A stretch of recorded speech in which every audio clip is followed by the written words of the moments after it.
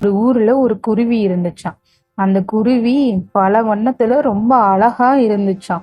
அந்த குருவிக்கு தான் தான் அழகுன்ற தற்பெருமை ரொம்ப அதிகமா இருந்துச்சாம். அந்த குருவி ஃப்ரெண்ட்ஸை தேர்ந்தெடுக்கும் போது கூட அத மாதிரி அழகா இருக்கிற ஃப்ரெண்ட்ஸ் குருவிங்களை தான் தேர்ந்தெடுக்குமாமா.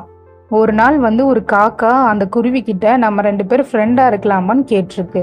அப்போ அந்த குருவி என்ன பண்ணிருக்கு, நீ உன் முகத்தை கண்ணாடியில பார்த்திருக்கியா, நீ எவ்வளவு கருப்பா இருக்க, உன்னெல்லாம் நான் ஃப்ரெண்டா வச்சுக்க மாட்டேன்னு சொல்லி அசிங்கப்படுத்தி அந்த காக்காவை அனுப்பிச்சிருச்சான்.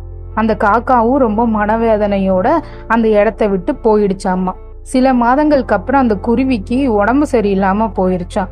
அந்த குருவியோட இறகெல்லாம் விழுந்து சாகுற நிலைமைக்கு போயிருச்சாமா. இதை கேள்விப்பட்ட அந்த காக்கா பதட்டம் அடைஞ்சு மருந்து கொண்டு அந்த குருவிக்கு கொடுத்துச்சான்.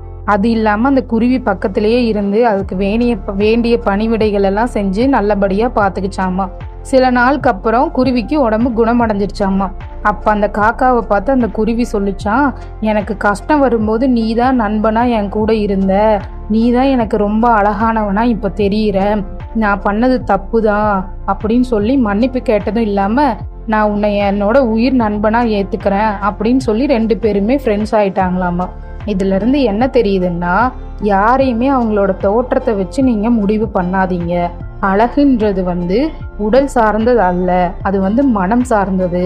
அதனால நீங்க ஒருத்தவங்க கூட சேரதா இருந்தாலும் பழகிறதா இருந்தாலும் அவங்க அழகா பார்த்து பழகாதீங்க, அவங்களோட மனசை பார்த்து பழகுங்க அப்படின்னு இந்த கதையில கருத்து சொல்றாங்க.